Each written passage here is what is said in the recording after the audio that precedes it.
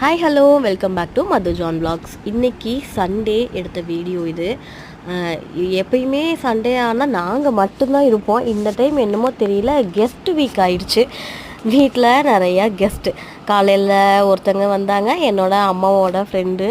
ரொம்ப நாங்கள் சின்ன வயசுலேருந்து அந்த அண்ணாவையெல்லாம் பார்த்துருக்கோம். அவங்க வந்து இத்தனை ஏஜாயும் எங்களை வந்து எங்கள் வீட்டுக்கு வந்து பார்க்க வந்தாங்க.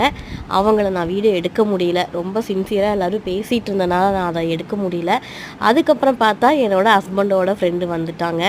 இவங்க தான், அவங்க பேர் வந்து சார்லஸ். எனக்கு ரொம்ப பிடிக்கும் அப்படின்னா நமக்கு வந்து நம்ம கூட சில டைம் வந்து நமக்கு தோணும் இல்லையா, சரி இவங்க வந்து நமக்கு அண்ணனாக இருந்தால் நல்லா இருக்குமே அப்படின்னு. அந்த மாதிரி நமக்கு வந்து எல்லாமே பண்ணி தருவாங்க. இவங்க வந்து சாப்பாடு சூப்பராக செய்வாங்க, பிரியாணி.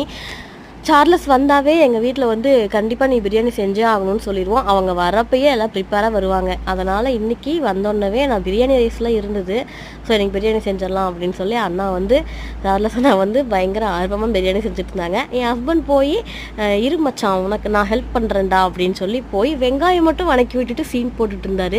சரி ஓகே அதையாவது பண்ணு அப்படின்னு சொல்லி நாங்கள் வந்து அந்த வேலை கொடுத்தோம்.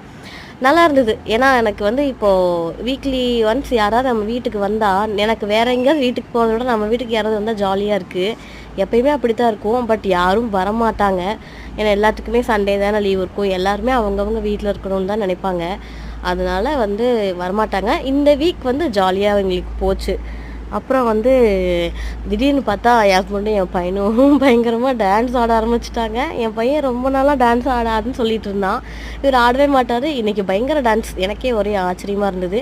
அப்புறம் சார்லஸ் செஞ்ச பிரியாணிலாம் சாப்பிட்டுட்டு இன்றைக்கி என்டர்டெயின்மெண்ட்டே சார்லஸ் தான், என் பையனுக்கும் பொண்ணுக்கும். சார்லஸை விடவே மாட்டேன்ட்டாங்க. எல்லோரும் உட்காந்து ஜாலியாக சாப்பிட்டுட்டு நம்ம தக் லைஃப் படம் ரிலீஸ் ஆகிருந்தது இல்லையா, அதை வந்து பார்த்தாச்சு. இப்படி தான் போச்சு.